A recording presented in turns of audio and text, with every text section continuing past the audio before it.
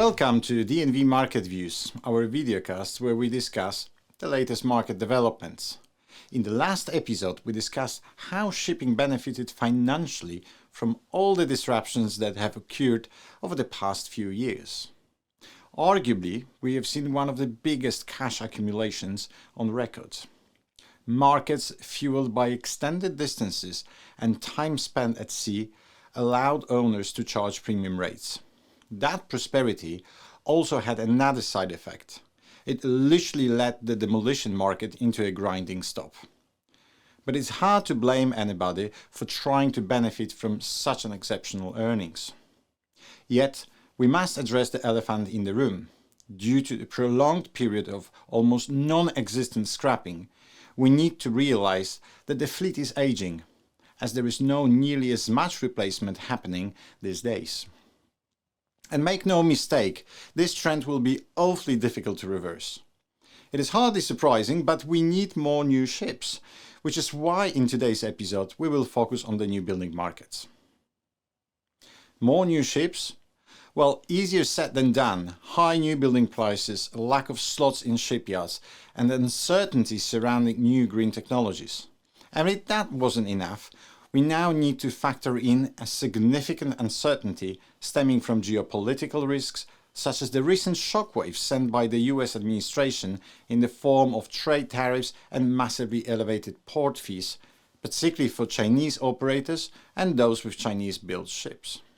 All in all, it adds up to a rather complex environment for ship owners and investors, which is already evident in the very muted contracting in 2025. So if it's all about the new building, I decided to invite a representative from the shipbuilding industry. And aren't we lucky to have Claire Wright with us today? Claire is the Managing Director of Hanwha Ocean Europe. She has nearly 3 decades of experience in the shipping, energy and shipbuilding industry and will share her views and observations with us today. I hope you will enjoy our conversation.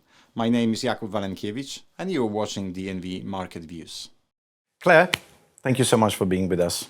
I know that you just got off the plane and you legged all the way down to DNV to be with us, but we have our conference today, IMSF conference for 3 days, so I couldn't miss this opportunity to have you and not to ask you one of the most burning questions in the industry, all about new building. So thanks for being with us. Thank you for having me. Pleasure. Claire, you represent one of the largest shipbuilders in the world. I've actually did some stats, as I told you before, and you rank, anywhere between 2 and 4 and 5, depends on which measure you use. So you definitely have a large experience and sort of a good cross picture of the industry, particularly in Korea, coming from Hanwha. Tell me, we now all talk about new building slots or lack of ability, Is that really true? What if I want to buy a ship today? Do I really need to wait for the next 3 to 4 years, or perhaps there are still some slots available? So you're right, the shipyards have been very busy over recent years. There certainly has been a bit of a new building boom. Things have slowed down slightly. As to when you would get ships, we're still looking at 3 to 4 year time horizon. But it does depend on the choice of yard, the type of ship that you want to order. Yeah. So there is an element of flexibility around that depending on what it is that you're ordering. Obviously, with the emissions regulation, there's an awful lot more complexity in shipbuilding in terms of the choices that people are making. And that obviously does then, with the lead times for equipment, does have an impact on the build schedules as well as how full the order books are.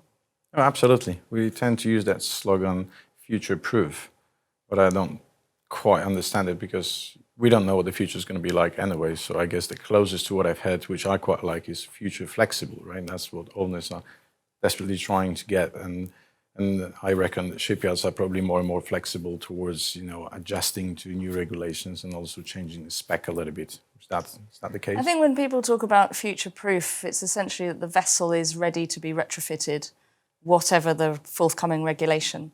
And obviously we have a set of pathways for fuels, but we don't necessarily know which ones of those will mature sufficiently to become essentially a globally available fuel for ships. So when ship owners are making choices, then yes, they are trying to be flexible, The challenge is the more flexibility you add in, the chances are the more cost you add in. Of course. So the difference, I would say, between a future-proof and future-flexible is that with future-proof, you're essentially making the vessel able to be retrofitted. You're not necessarily having to make all of the decisions today in terms of what you put on because of not knowing how fast the regulation will develop or what fuels you'll be using. But for many owners, most owners in some particular segments, like containers, they are choosing dual fuel because it does give them a hedge against the forthcoming regulation.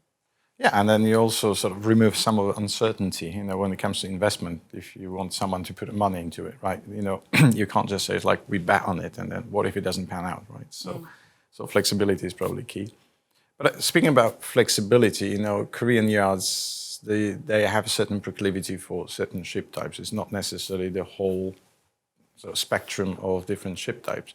But I was just wondering, bearing in mind the recent very high ordering, in fact, in 2024, do you think, or if there is any sentiment of if anyone is actually thinking in Korea about expanding a portfolio over, let's say, dry bulk? I know that normally you wouldn't build dry bulkers, but we remember what happened back in 2005, 6, 7, when the profit margins were sky high, and then all of a sudden Korean builds were actually delivering bulk carriers as well.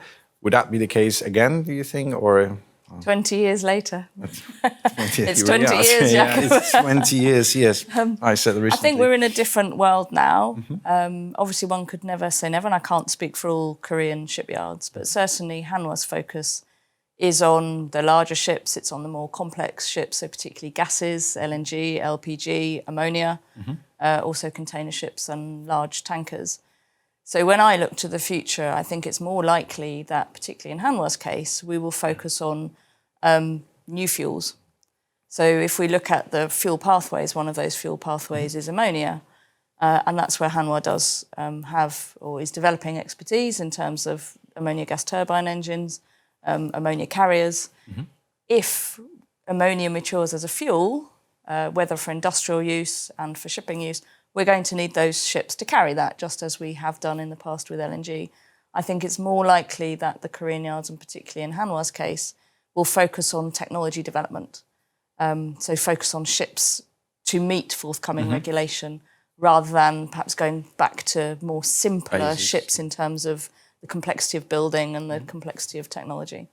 Although if you think about bulk carriers, they left a little bit like a foster kid, right? Always the cheapest one. But in fact, they also need new technologies. And at the moment, obviously, it doesn't work the way it works in the container segment, for example, because they are a lot more exposed to the end consumer. And arguably, there's a lot more cash accumulation by far, as a matter of fact, after the past 3 years. So there's obviously money to be spent. But I mean, those high technologies also sort of welcome in the dry bulk, right? At some point. Yeah, no, you're absolutely right. But obviously we develop technologies for the kinds of ships that we build, and also for retrofit. We have a retrofit business as well. So when we look to the future of shipyards, we're not just looking at new buildings, we're also looking at retrofits. We won't use our main Hanwha yard for that purpose. That's going to be focused obviously on the shipbuilding. And we are set up primarily for the larger ships. But you're right, technology will need to be disseminated across the different segments. But there are some segments that will be more of the trailblazer related to that because, as you say, different owners and different customers have different levels of appetite. But the recent MEPC, if we head in that direction, and it does give us some direction in terms of the intent of the IMO, that will hopefully unlock some of the pathways and give us a clear understanding of the kind of technologies that will fly commercially as well as technologically. Yeah. Well, you touched upon capacity, and I'll come back to capacity a little bit later in terms of future developments. But I'd like to address a bit of an elephant in the room, not necessarily asking for exact prices, but we know that in terms of new building prices, we are at historically high levels, maybe not quite as high as we were back into, as you said, 20 years ago almost. But yet, arguably one of the highest point, and it's all fine, if you can build an asset that costs you a lot of money, and that's certainly a situation we're in today. You need to look into the markets that will actually pay back Because otherwise, I mean, there's nothing worse than you can buy way too expensive vessel. They will never sort of bring any return on that investment. And that's exactly what happened, by the way, in 2008 when people spent all that money and then basically in many cases lost those assets simply because they couldn't get the expected returns. But nevertheless, now we are where we are, and the big question, even though the new building prices are leveling off a little bit, they don't grow as fast as they did in the past 3 years. But do you see any trend of those prices easing back a little bit, perhaps now when we see a little bit more relaxed approach towards new contracts? And on top of it, do you think I probably know the answer anyway, but I'll ask the question.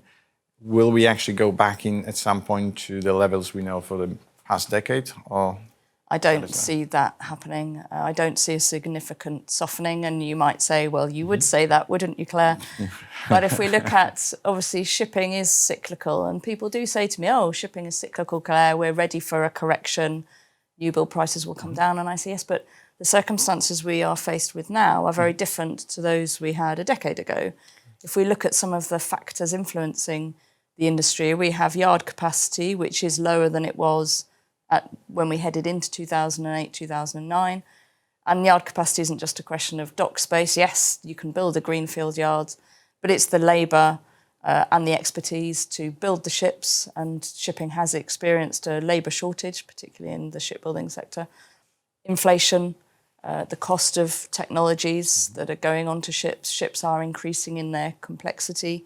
What is considered a standard in some ships is different to what was considered standard 10, 15 years ago in terms of a ship, because they need to meet tougher regulations. Their performance in terms of their efficiency and therefore their fuel consumption is much higher. And when we look to the future, I think we see a very different future. Parking the actions of the current US administration, if we look at, for example, the IMO, the direction is clear, even if what is going to be introduced, particularly around the fuels, isn't 100% clear. The direction is clearer, that ships need to become much more efficient. The fuel you don't use is the fuel you don't pay for. Mm-hmm. And therefore, ships will become more complex in terms of the technologies that enable them to reduce fuel consumption and meet future regulations. I think one of the areas that we're quite focused on is people are quite concerned around the longevity of an asset faced with future regulation. And that's where we talked about future-proof, future-flexible. Mm-hmm.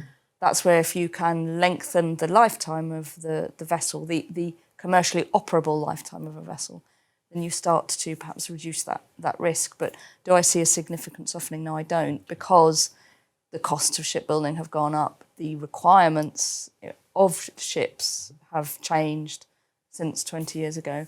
And so, no, I don't see a significant softening. And yes, correctly, as you just pointed, those ships will probably have to last a lot longer.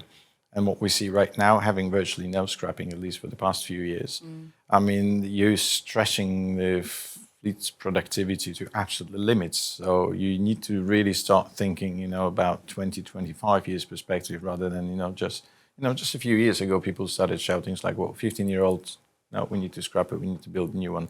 That's not going to happen. We know that the fleet now is getting older, and it will be very, very difficult to reverse that trend simply because there wasn't any scrapping, So I think definitely focus on that. But how about labor costs? That's also probably a So labour has been a challenge in many industrial sectors post-COVID, and shipbuilding is no different. We do now have a stable labour situation in the shipyards in Korea, which is good. But there is competition for labour. And where there is competition for labour in any industry, then obviously that does affect the costs of that input. And obviously one can look at, there's a lot of work across industries in automation to try to reduce some of that cost. But obviously it is a large factor in terms of many industrial sectors, shipbuilding being one of them. Yeah, definitely one of the choke points. Well, you already alluded to obviously new technologies, decarbonization, and are you able to sort of, I'm not asking for any figures here, but are you able to sort of, indicate, how much more expensive a vessel that we would consider a bog standard, sort of a conventional versus a high-performing vessel?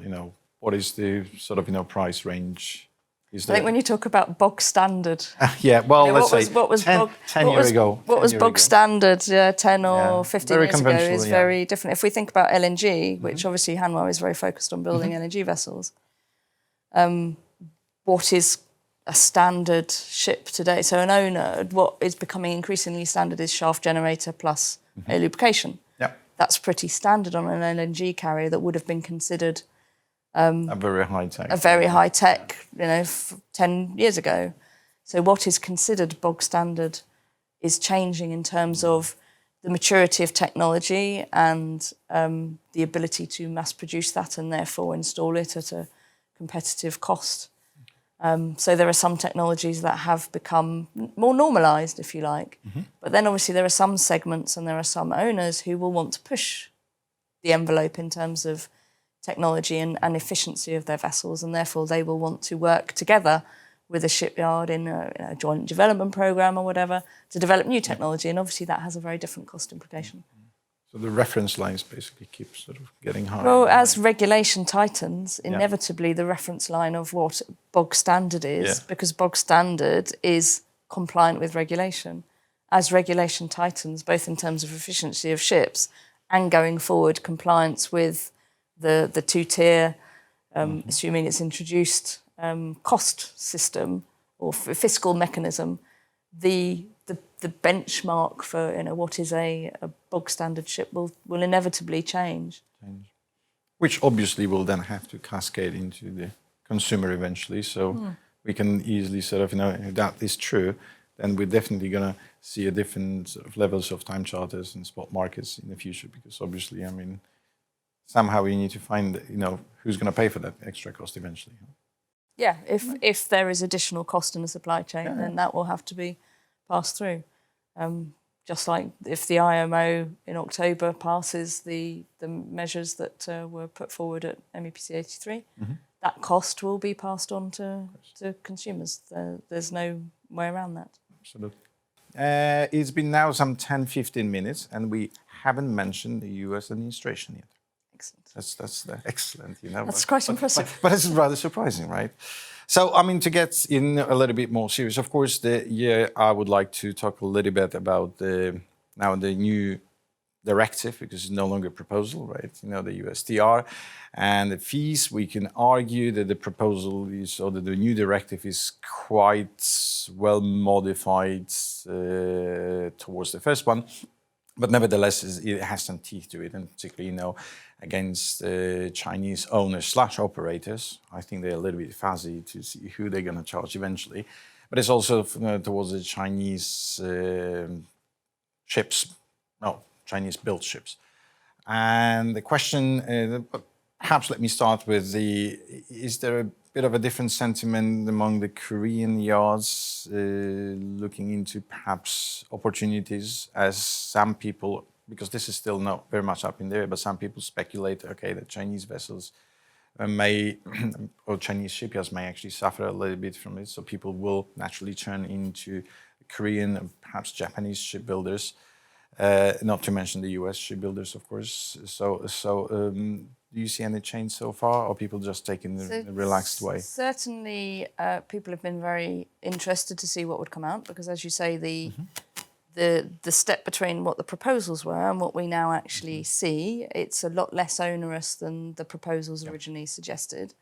But it's very clear that there is a focus on Chinese-built ships. Correct. And that does mean that owners, particularly those who are quite cautious, perhaps have very close links with their customers, and for whom the US market is very important. Obviously, they are talking to Korean yards because that's the safe option. Whatever regulation comes through, a Korean yard is a safe option in terms of exposure to the US market. So yes, there are owners who are interested in that. Hanwha obviously has bought the Philly yard in the US, and therefore we have a yard in the US as well as obviously our yard in Korea. That gives another option for owners who are looking at perhaps building in Korea, building in the US, depending on the trades that they have. But there are some owners, obviously, who've looked at the USTR and said, oh, actually, it's a lot less onerous than we were expecting, and therefore we don't need to worry. We can carry on building in China. But if you look at what the intent of the USTR was, and particularly if you look at the US Ships Act, which began life under the Biden administration. Yep. Oh, so was USTR as well. I mean, that's right, and it has bipartisan support. Now, that is going to come before Congress over, I think, the next month or so. The stated intent of both of these things was the US concern around Chinese military shipbuilding. That hasn't changed. That interest, that intent to focus on boosting US shipbuilding, but also to somehow control, reduce the impact of Chinese shipbuilding, that's still there. That intent is still there. So certainly for an owner taking a cautious approach, a Korean shipyard is a very good option because the USTR is just the first thing. Yep.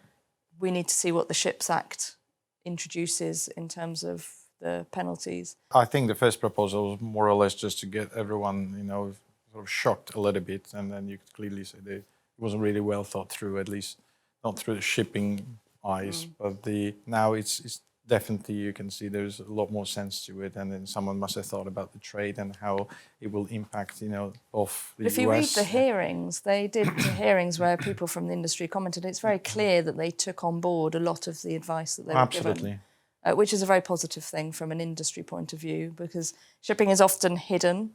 So the fact that legislators do take on board the practicalities of the industry is a very positive step.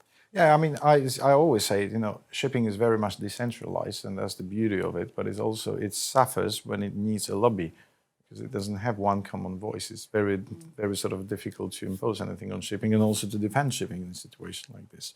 But I mean, the one thing I would like to ask you is then, like the opposite point of view, is like you mentioned several times that Korean yards seem to be a safe place to go, which, yeah, admittedly you're right. But is there any concern that it may one day change into, and we have an example actually in the very USTR, when we all of a sudden have car carriers over there, non-US built, which means all except for one, as we know.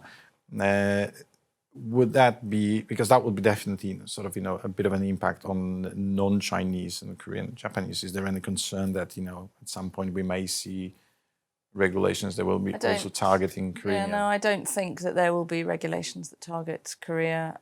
The current US administration has talked about the importance of the relationship with Korea. Car carrier is a very specific case. I won't speculate on why, but that is very specific, and other sectors. Obviously, the USTR does include an intent to carry US LNG exports on US flagged and in time. Over time, US ramping up to 2043, I believe. That's right, which is about improving or increasing the capability of US shipbuilding.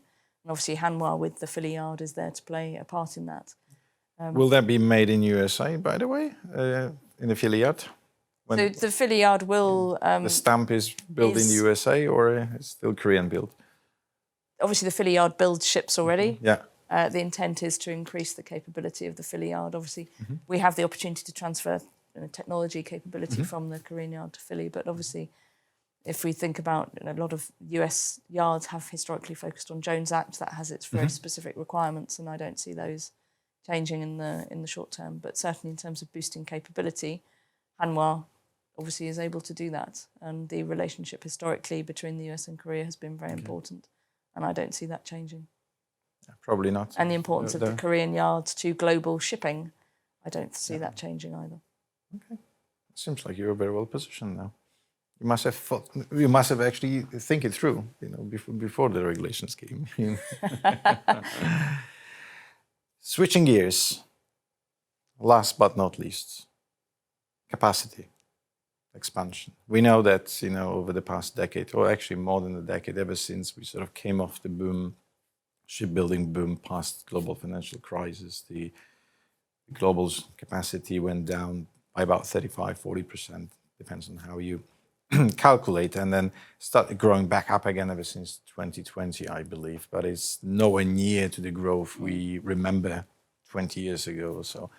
And on top of it, now we see that China, and particularly last year, took the lion's share of all contracts. So it seems like, they really sort of got a bit of ahead of the competition. They were the largest, but now they took 75%, correct me if I'm wrong, of all new buildings contracting in 2024.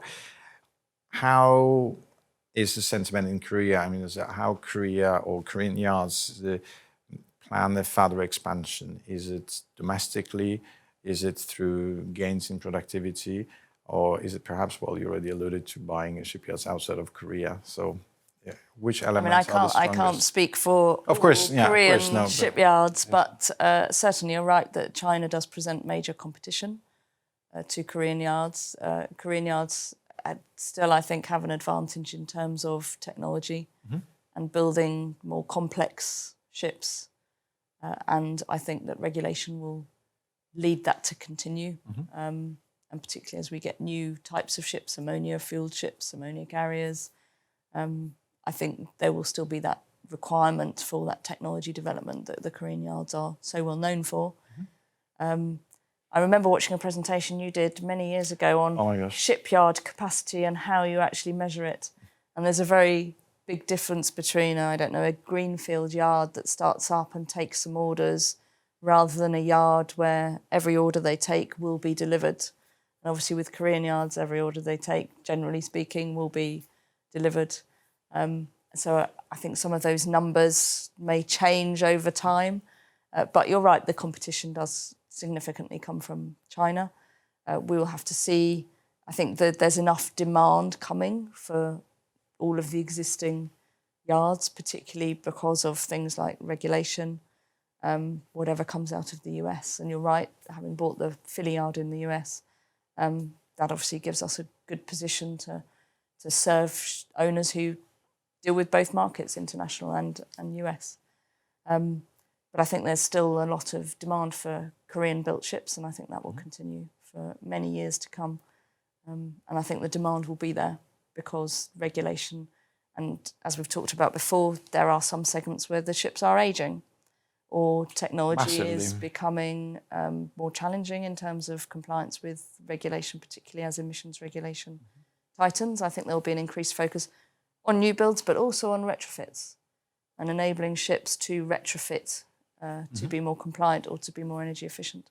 One benefit of the IMO's recent decisions is that once you start to put a price on carbon, it makes the economic evaluation of, do I invest in this, or do I pay? It makes it much easier to make that business case for technology investment, which then makes it easier for technology developers such as ourselves to prioritise what we develop. Because that's one of the challenges with an energy transition where the pathways are wide open, is actually how do you prioritise what you do the R&D in and then what you deploy. So having a more certain regulatory horizon, I think, will both deliver more demand but also deliver more certainty for those of us in the industry. You did sort of at the very beginning of our discussion, you did mention about repair yards and retrofit. Do you see an increased interest or perhaps new building yards getting more or hang of ship repair facilities simply because some of the ships cannot be just replaced at once?